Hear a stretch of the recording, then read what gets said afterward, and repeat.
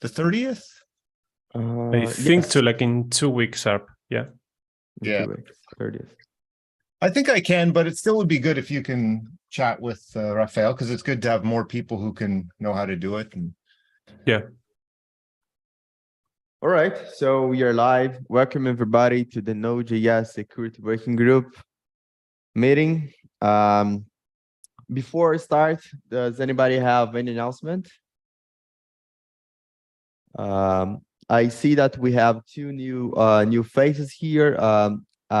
Shish, I guess I'm pronouncing your name correctly, and Varun. Is Varun? Yeah, okay. Would you like to present yourself? Where you work, why you are interested in security? Yeah, sure. So both Ashish and me, we are both from Step Security. Okay. And, Step Security is a startup. And what we try to do is to, make it easy for developers to implement security best practices. So for example, typically security tools point you to documentation and then you have to read through that and, experiment. So what we're trying to do is to automate as much of the security documentation as possible. And so we partner with the OpenSSF scorecard project, and we have, implemented automations for a lot of those checks. So that's why we wanted to attend, because, we are observing that the node.js project is trying to use scorecard. And so we thought, we'll share what we've been working on, and because that can definitely help in automating the fixes for scorecard. And Sure. both of us are based out of Seattle. And Ashish, maybe you can, if you want to add something. I think you pretty much summarized it well. All right. All right. Thank you, folks, for joining. Yeah, the scorecard is a good feature we are working on, and I think we have some updates on this. But going directly straight to our agenda, the first issue is the issue 898. Is the permission model roadmap.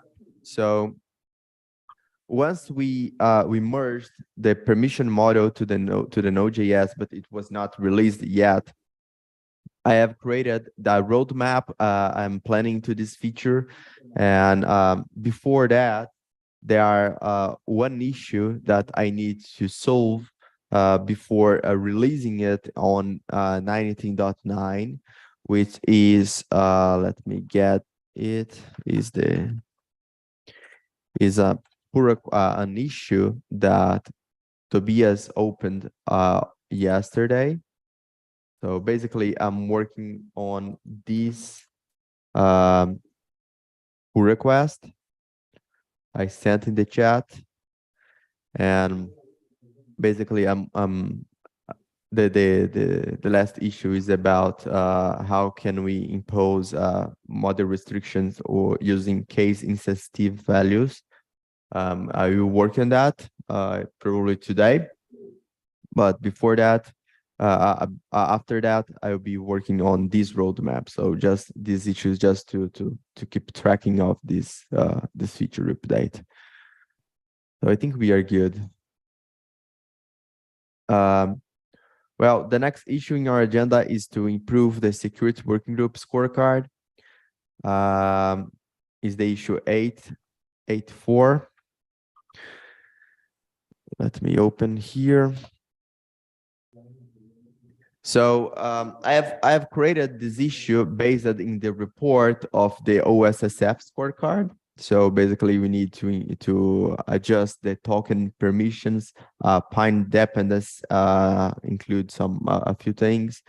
And yesterday, someone created a pull request to pin all the dependencies of this project by commit hash. So we finalized that thing. And I have also merged the code KL workflow from Thomas. So it was a good improvement. Does anybody have any thoughts on this? Like how can we improve fuzzing or the code review? Because the code review itself, I took a look. but for some reason it wasn't working because let me share my screen. I think it's safe. Yeah. Also, it's like a cumulative report, right? So it's like if we don't do code review properly for a while, then we start to lose scoring, right? Yeah, that's correct. Yeah. For instance, this is the code review. It is showing to me, let me increase this font size. It's showing to me that okay, it was detected firstly in this comment, that is the one that includes this scorecard, but we have some rules for code review. We are requesting at least one approval from any contributor, and you are not allowed to push to main. So I don't know why is it still showing to us. Does anybody have any idea? So if you see, it says 25 out of the last 30 chain sets reviewed before merge and score normalized to 8. So you actually have a decent score, 8 out of 10. Yes, but should it show like it's showing here as a vulnerability, right? Like as a problem, I guess. Okay. Yeah, I see what you mean, and I'm not sure if it goes away. Maybe I can discuss that with the scorecard team. All right. Well, that's my only question on this, because the code review should be done, I guess. And then we have the fuzzing. I think Thomas will be working on the fuzzing thing. I don't recall. I think he was exploring fuzzing a little bit. So maybe in the next meeting we can ask him. All right. And then we have just to adjust the content permissions. But this is just for test. We are testing the scorecard in this repository, but the intention is to spread it to the whole organization if that works. So first using this repo, and then we can migrate to Undici and even Node.js itself. Well, then the next issue in our agenda, actually, let's move the add OSSF scorecard to an assessment against best practice to then as a next issue, just to not lose the context.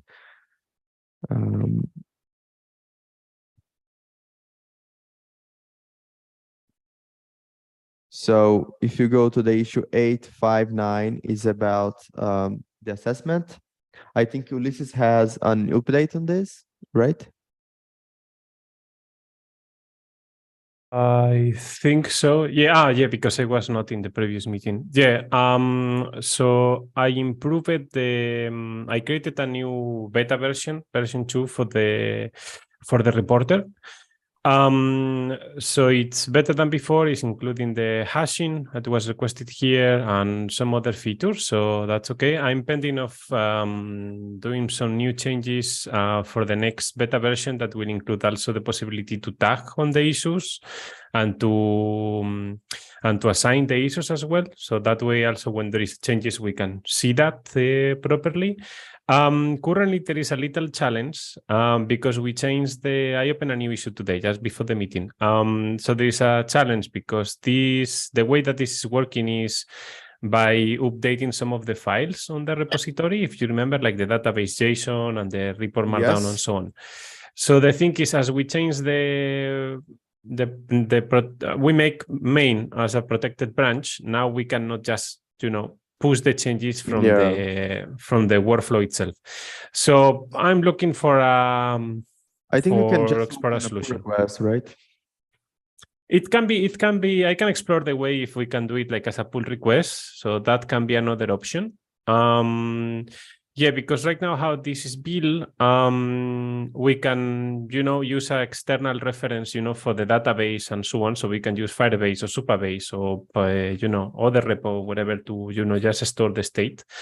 But in terms of having the report, Markdown will be a little bit tricky. So if we maybe we can just, pass the changes and see with a different, step in the GitHub action to create a pull request or something like that. So I will explore this idea. If anyone is interested in help me with this, I'm happy to have a offline discussion or a separate discussion for this. Just don't, pollute a lot the meeting. But yeah, Yeah. I'm happy to get some help. Yeah, I think opening a pull request is would be the best choice, and it's even good for us to review it and see, okay, if for some reason this score has changed to 2 points above of the expectation, so we need to find it or to search for the problem or at least fix it. I think would be great, like we review and approve and moving on. But this is the last report, right? No, not the last, but 3 weeks ago. 3 weeks ago. Okay, and this is the date of the repository in the scorecard database, right? Yeah, because those are relying on the cron job they use internally, which is has been freeze in November, but others they had an updated date. So because we push proactively, like for example in this repo, and I think on DT as well. Okay. What's the lowest score? Yeah, I would say to like maybe make core validate commit. Yeah, off show is image. 2.7. Okay, well. Yeah, it's probably this repository. That is okay. Is that maintained? Yeah, I'm wondering. We can see what's the problem here. Oh, we can't because we need to configure the scanning tool for that. Yep. Yes, this is probably owned by the Docker team, it looks like.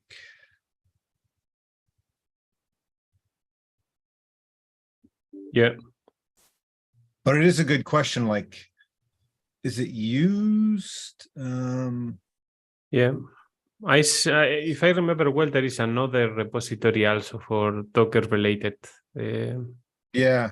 in the organization, which is a little bit more active, I think. Yeah, this is Yeah, that one's a lot definitely more behind. active. Yeah. So the only question is this actually like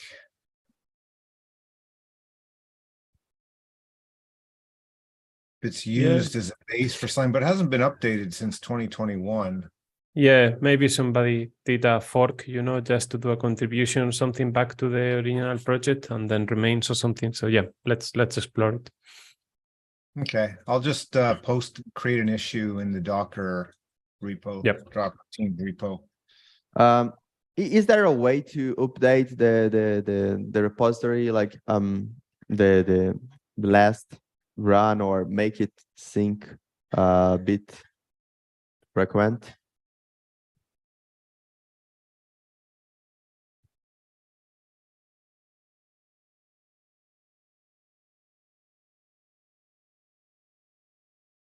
I think we lost you now. Do you hear me? Yes. Okay, sorry. Is there a way to update the dates? Like, I mean, make the sync more frequently? Yes, there's a way actually. That was Thomas implemented in a separate pull request. I think in the same in the security working group also there is a GitHub action related to the scorecard, which is not the report, is the other one. So one is like reporting. Yeah, that one, scorecard. So basically, if we implement this in every repository that we want to actively monitor, every time that there is a change in main or, just running the job and so on, then we basically send the information back to them. So we don't rely on the current job they use. So that way you get an updated report every time you make changes, which is the idealistic way of doing it, honestly. Okay, great. That's awesome. And here I forgot to ask that there is a way to filter repositories because to exclude repositories. For instance, the official images might not be used anymore and can be archived. There is a way. There is a file called scope.json. I think the same place where we put the report and so on, where you can exclude or specifically include. So basically, you can exclude any repository that is not wanted to be tracked. Right. So because this is now doing this, I think we call it auto discovery or something like that. So basically searching for all the repositories in Node.js organization or any other organization that you're willing. So, but you can specifically say these are not in scope. So you basically omit them. And that way you keep always a fresh version. If someone create a new repo, you already track it. All right. So what is the next steps then? I think, let me just check. We have the issue 851. Well, actually, we need to merge both. We have actually included OSSF scorecard to security working group. So I think we can close this issue and keep the further updates in this main issue. Yep. Does that make sense to you? Makes sense to me, yeah. So it was created, evaluate, enabled code scanning. So we are good. Yeah.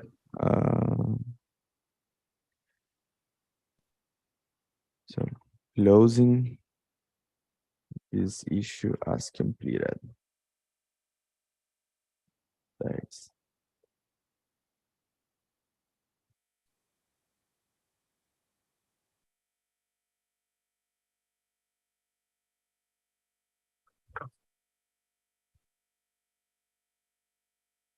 I think that's it, right? Closing this issue as completed.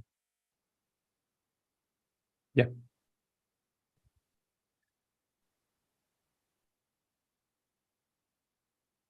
So here, what we need is basically next steps.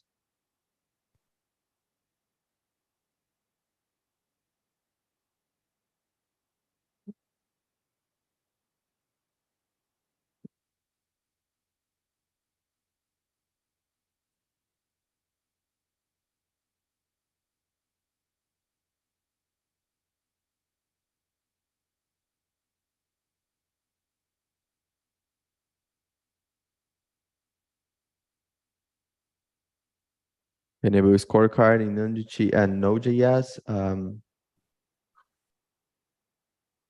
What else? I think maybe defining the repos, filter out the repos that are not relevant in the scorecard or that we are not interested on track.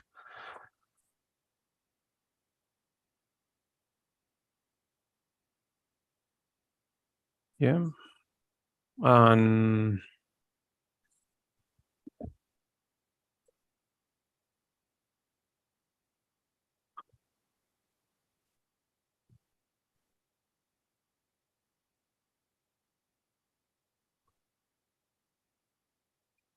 I think that's a good I think that's steps, right? That's a very good next step. Question mark here, should we include the review of the scoring on every meeting as we do for the vulnerabilities and so on, like as part of the ceremony? Yeah, I mean, having this issue in the agenda, I think we will eventually do it. Yeah, that's okay. Yeah. I think you're right. Like Ulysses, when we get to the end point, it would be like review the changes since the last meeting, right? Like if we dropped, if there's been any major drops in the score or something, it'd be good to have that as a as something to review, analyze. Yeah. Yeah, I think eventually when we finish with implementation and so on, then yeah, we can add just a bullet on the agenda. Okay, so for now we are focusing on Underg and Node.js, and then we can move on. But I think we are good. We're covered with those two. I'm just wondering if filtering the repositories, which ones and how would we choose to exclude them? I would say the ones like these, the official images looks like unmaintained.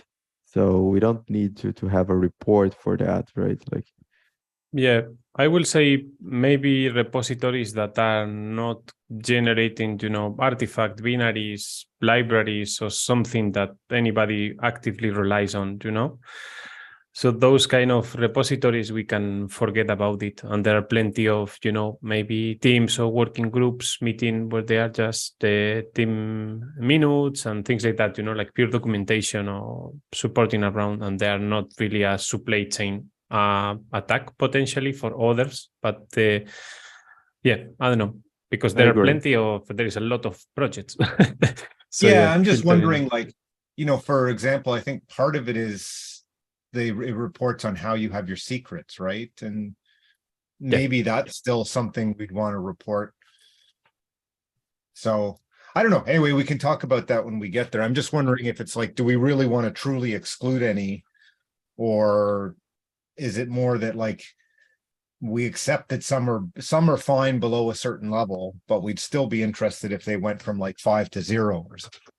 yeah. Yeah. Makes sense. All right. Commenting here. All reports monitored. Yeah. All right, folks. Let me see one thing here. Is that updated? Automate. Okay. And we need just to update the status to in progress.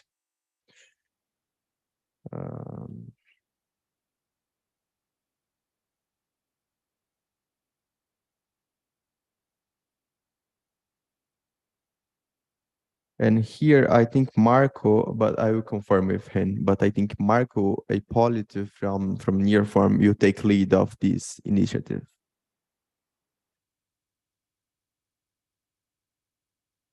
That's good.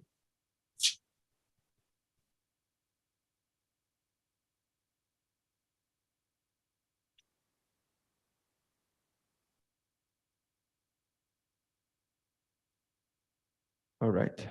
Moving on.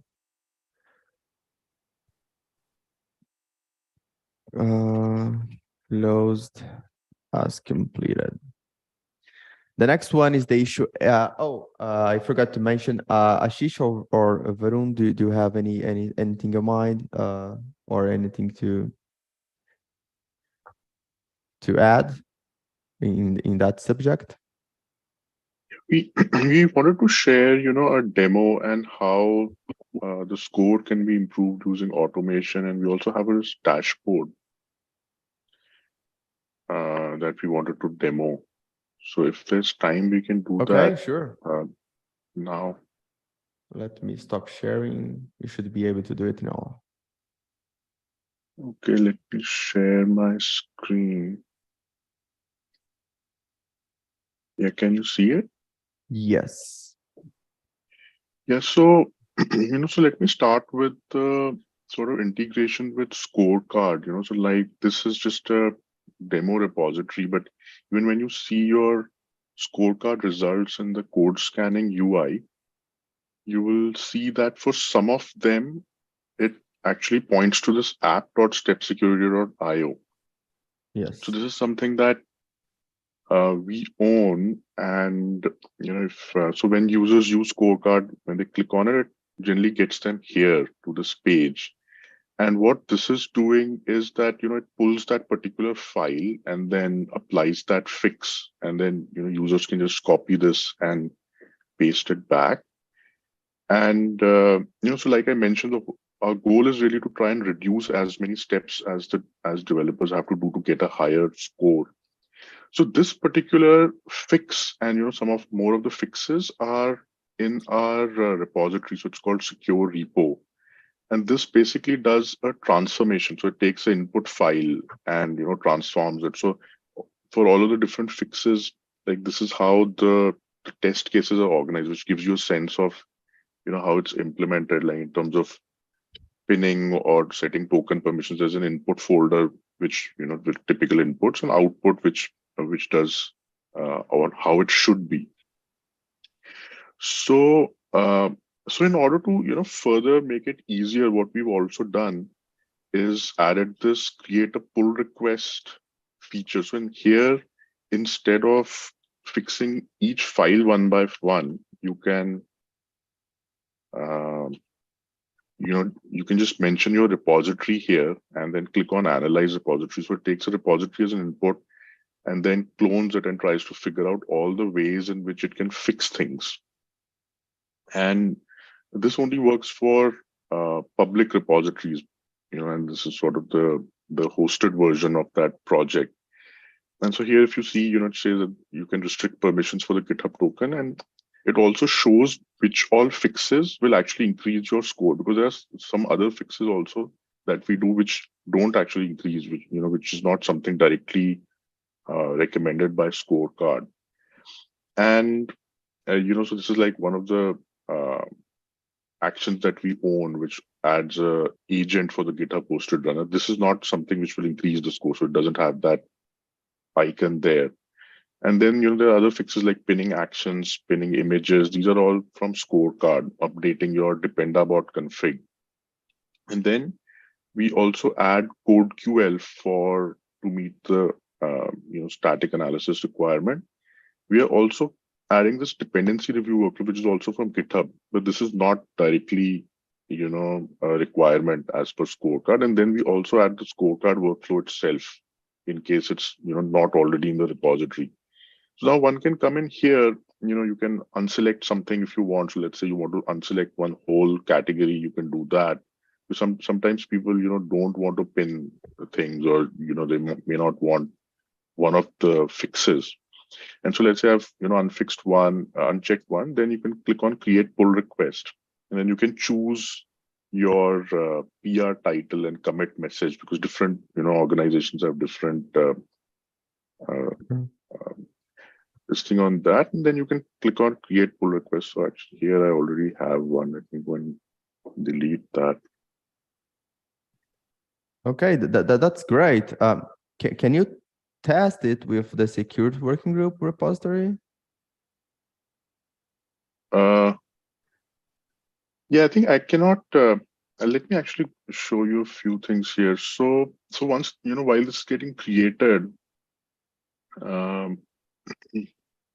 what we also there are a few examples where the same thing has been used on Electron. And so one of the things I wanted to mention is that you don't need to install any app to use it, which was one of the key requirements, because that just makes it harder, because the app will need write access. So it uses a bot and it uses a fork to create the PR. So you can just come in there and create it. It doesn't need any app.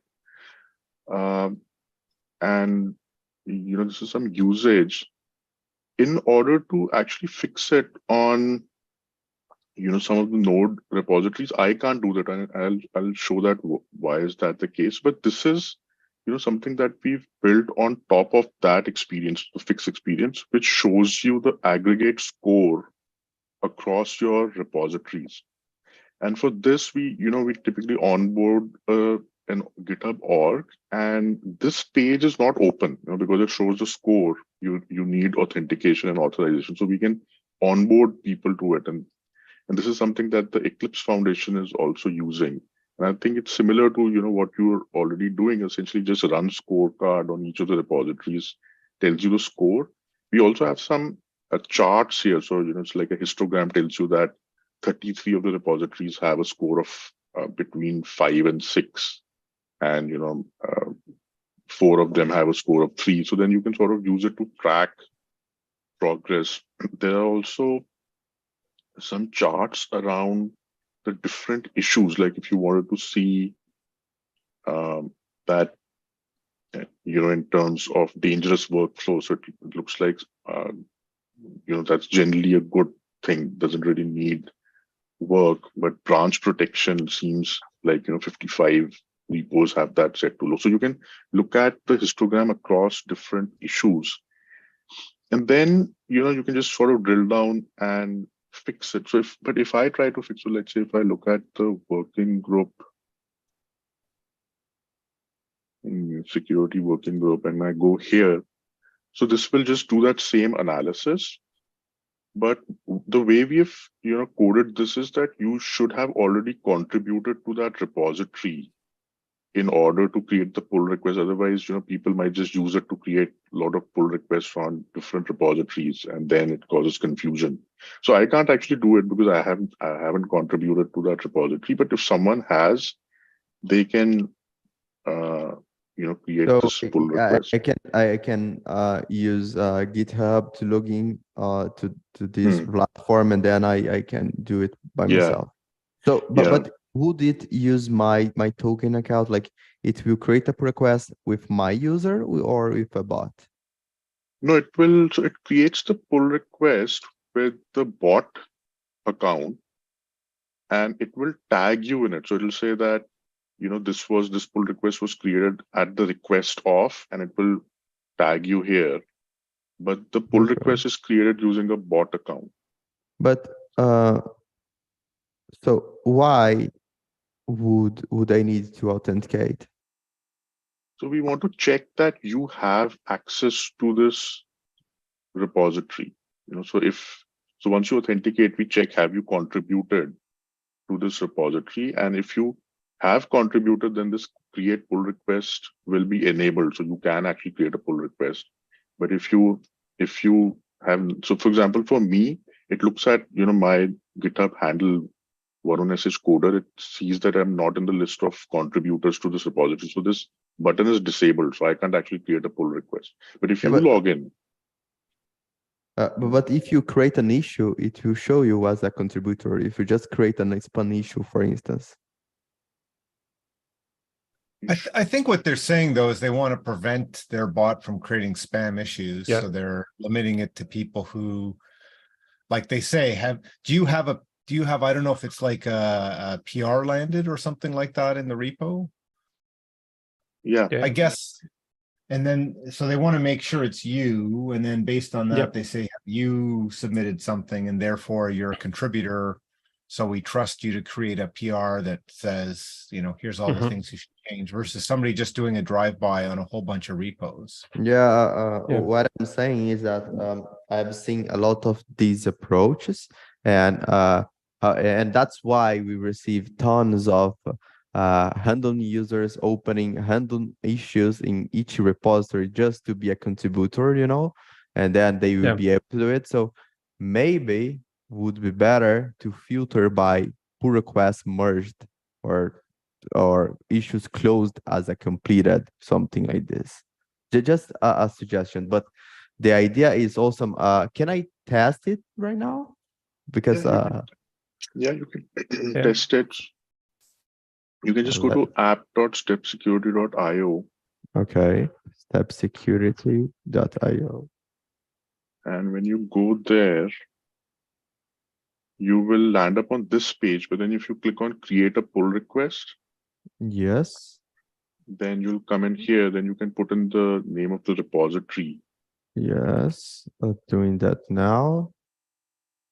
And click analyze. Yeah, and then it'll ask you to log in. It just requires your email address. Only the email, yeah.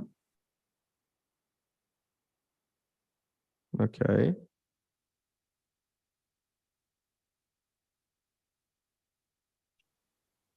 Yes, we don't see what you're typing right now, but okay. Yeah. I still see just enter your public GitHub repository, but I assume you've entered something. Here. I just made the login, and now I created to analyze repository. I can stop sharing and maybe you can share if you want. Okay, I'm sharing now. Oh, yeah. So I think I can just create a pull request. It will create a pull request to restrict permissions for GitHub token. Mm-hmm. To add this hardened runner. What is it? So this is an agent for the GitHub hosted runner, which monitors the build process. So you can use it to know what were the outbound requests that were made, or was any file overwritten during the build, and then it also allows you to set some policies. So you can then set that only allow outbound traffic to GitHub.com and the ones that are actually being used. So it's important for release workflows, where you're building and releasing something, and there are credentials that need to be. So it sort of helps against some of the previous attacks, like the code curve breach, which. Yep. Yeah. Got So it. that's what this does. And then we pin actions from CodeQL. The CodeQL is not. It's already pinned, right? Oh, it's not. No, it's not. No. Okay, so that makes sense. Yeah, because it was merged yesterday. The rest is okay. And then add dependency review workflow. This is an action for scan vulnerable versions of dependencies. I think it's dependabot, right? Configuration kind of thing. Yeah. No, this one. So this one is a action from GitHub, which checks whenever you create a new add a new dependency, it will check if it is already vulnerable, it has existing vulnerabilities or not. Yeah. Okay. So like I mentioned, what we are doing is we are observing what are different developers doing repeatedly. So this is something that they also add typically. So we just put it in there. We'll probably also add more security tools in this pull request over time. For example, things like generating SBOM or signing and so on. So anything that developers need to do manually, we'll try to automate and add it in here. But what I also want to mention is you can also uncheck it, and we made the uncheck part also easy. So if you want to uncheck, you can actually uncheck a whole category, across files. So if you uncheck it, then it's not going to add this. There's also another feature where you can actually preview the PR before you actually create it. So in that button where you have the create PR, you can actually change it to preview. Okay. Yeah. And then when you preview it, it's not going to actually create the PR. It's just going to create a, commit in a forked repository. So then you can actually just see the changes, and if they all look fine, you can. And if something is changing, you want to change it, you can actually change the checks Here, right? Yeah. So these are the changes. So here you can see it added permissions. This is where it added the hardened runner, and it's pinned. And so when we pin the action, we also add that version in the comment, and that allows. Yeah, we use it as well. Yeah. The other thing we did that in one of the repos somewhere and pinned some of the actions. The other thing we did at the same time, though, was to add something which was going to then recommend updates to those hashes. Yeah, I think Renovate-a-bot will do it by default, if I remember correctly. Yeah. So Dependabot also does it, and as of now, we only automate adding the Dependabot file, but we will also start doing Renovate in the future because some projects are already using Renovate or might prefer that. So the idea is then we look at the project, figure out what is the right configuration for that project, and then update or add the Dependabot file. Okay. I think we were using Dependabot though, so that might already work on that. So there was an option somewhere there to say in the PR include the addition of the Dependabot. It will automatically recommend that. The reason it's not recommending is probably because it already exists in that repository and the settings are accurate, so it's not recommending. Otherwise, it would have had that as one of the fixes. Okay.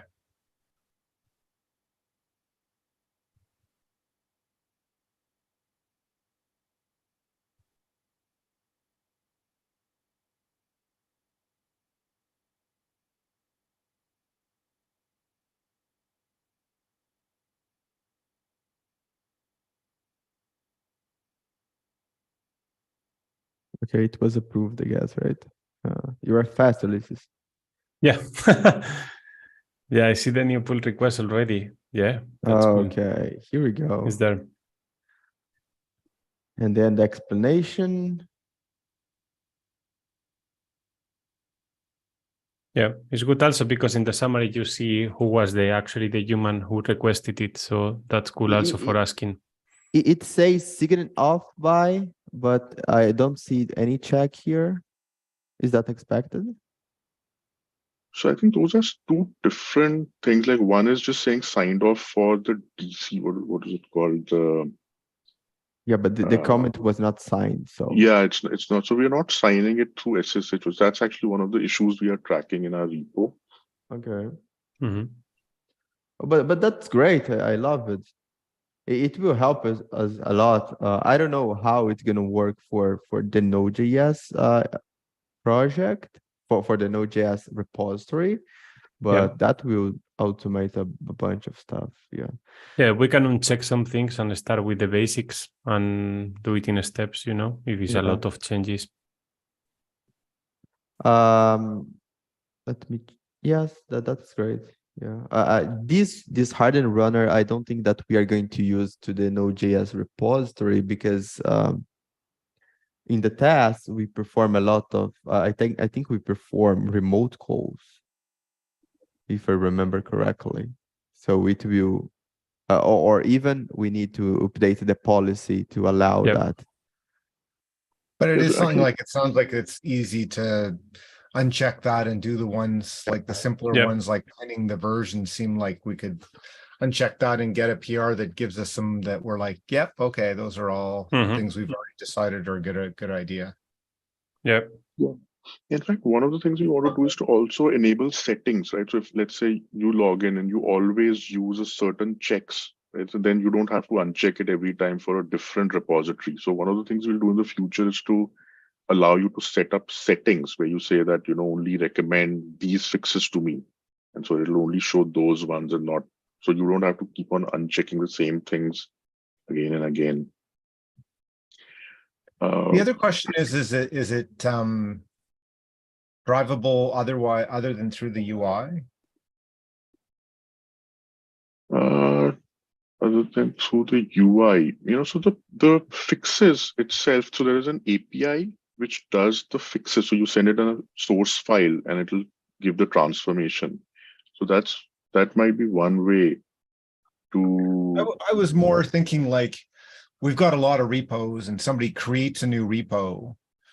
If we could have already chosen the things that we think should be in place, somebody creates a new repo, if it could automatically, like we could have something that says once a day, oh, new repo, let's just create the PR that conforms to the things that we suggest. That way nobody would have to actually notice, hey, there's a new PR. And we're talking about like reviewing the score, but that could happen 2 weeks later and we have to think about it, then we'd have to go look. Whereas it seems like, this would help to automatically suggest to whoever created that new repo for whatever reason, here's some things you should do, and save us having to think about it even. Yes, that's something we can sort of, collaborate on, because that's something where we would want to have that, understanding, because otherwise if we just start creating PRs, then people might just get a bit. Totally understand, but it would be something, I was just asking, and I understand if it's not there, that's fine, but it's like, if there was a way for us as a group to say, hey, we want to turn this on to generate, I totally agree. We have to be careful because we don't want PRs to start generating all over the place, but it'd be more like an org level config that would do that. Yeah. So on this dashboard, this is something which, like I mentioned, requires access. So let us know who all we should grant access to.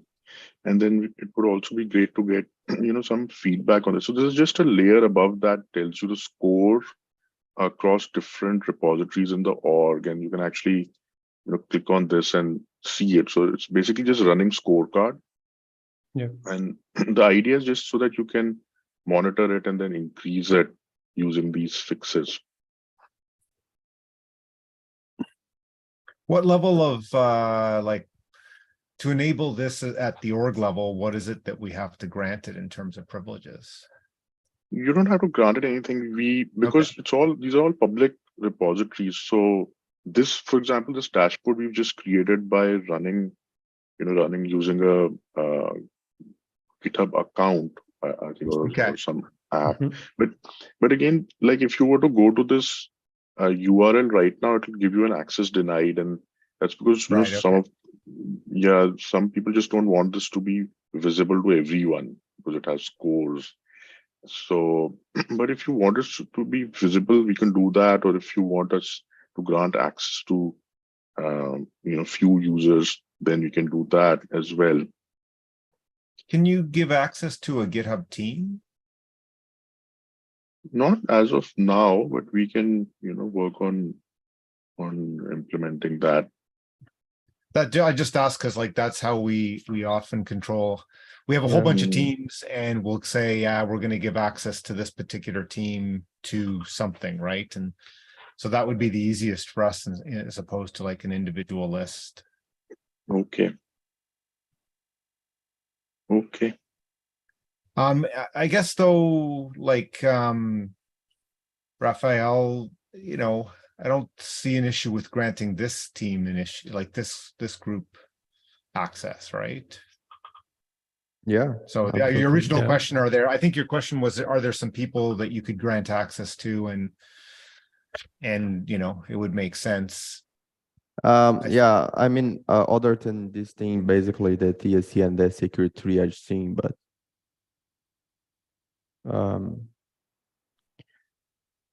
I'm just wondering, the dashboard, as you said, it's pretty much the same as we have on Markdowns nowadays, right? Yeah. But the difference is that on the dashboard, we won't be notified by any change. We will need to go directly to the dashboard and monitor it every day. Or do we receive a notification or something? Not as of now, but if you want some sort of notification, we can work on that. But right now it doesn't actually. Right now you have to go there and then check. If I'm just wondering if we are really going to use that monitor, that dashboard. I would say I see the feature of creating pull requests is very useful, but the Markdown, the dashboard itself, I don't know exactly if we are going to use it for every meeting, or I don't know, because I feel that when you update a pull request or when you update a Markdown, we receive a notification, okay, some fine changed, or it increased or it decreased. So we will be notified and we can comment. We have ways to discussing that comment and understand what's going on. The board, I think, will be less, you get less visibility on this for us. The one case where I was thinking it might be useful for us is like, as we try and not once we get to that steady state. I think, like you said, once we're at the steady state, a PR that says like, here's the changes to your scores is good. And we can see like, we might even want to if we could tweak that so it only gives us I guess a PR will always come up, but like we're mostly interested if the scores went down, right? And then we want to look at those and understand. But in the interim, that dashboard seems to have the links to the buttons to say, and here's the fixes you could do. So that's something that the PR isn't going to be. So like on our journey to fixing the issues in each of the ones, there might be some usefulness to get to the dashboard, look and say, well, where's the lowest score? Let's look at what the PRs are, and then click. I don't know if that'll be easier to click that button than it is to like enter it into the UI or whatever. But like that was one area where I thought, hey, that might be have some use for us. Yes, so that URL is actually quite easy to construct. So you could also just construct that in the Markdown. It's just app.execute.ios, and it just takes the repo as a query string. So yeah, so if that button is the only thing, that's very easy to do in the Markdown as well. Yeah, that's good. Yeah, I think it's if we mix both things, we solve both problems already today. I mean, because in one hand you have the dashboard, which is a fantastic way of visualizing and much better than the Markdown, and in the other hand, we can leave just the issue generation, from the reporter that I made. So we already solved the problem with the branch protection and so on. And we have one place to visualize it and, create a pull request and so on, which makes totally sense. And in the other hand, you have the alerts saying like those repos go up and down and so on. So that way we can already have a good flow, I think, although it's two tools, but I think cover the gap. And I think we would like to attend this meeting because as we see you implementing, the scorecard, trying to increase that actually gives us a lot of insights into what are some of the problems you're facing. Like this thing about notifications on when the score reduces is not something, you would have just come up with. So then we can take that stuff and, add it into this thing, help it improve so that others can also benefit from these, changes.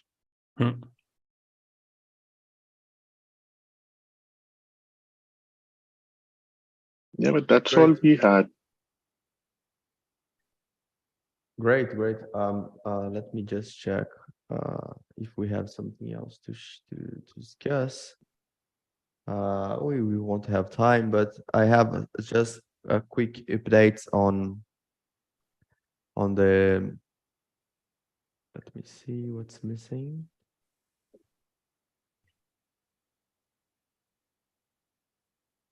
Okay, the automation of secret release process. I will get back to it next week, but I think that the current pull request I have opened is just missing the task. The rest should be ready to land without the -- continue flag because it's too much work, and we will replace it at some moment. The discussion about policy integrity integration on Windows will be skipped because the folks from Microsoft is not here, neither Bradley. And the automated updates of all dependencies, as I said, I think I need to confirm with Marco, but in April, he would be able to take lead of that initiative. And eventually finish all the automation. I'm just curious. I think I saw an email for a new OpenSSL release. Did we get a PR automatically for that this time, or did we receive? I think it's the beta version, is not? Maybe. Okay. I quickly going through a million emails being back from vacation. I saw one, so maybe it's not. No, it's the beta one, 3.1.0. Okay, never mind. And well, yeah, great. No further updates. The recursive support to Node.js dependencies. I don't have any update on that. Well, that's it. Thank you guys for joining. Awesome project. We will try to adopt it in other repositories. Let's see how it's going on. But yeah, hope to see you guys in 2 weeks if I'm able to do it. Bye-bye. Okay, see you later. Bye. Thank you. everyone. So yeah, thank you.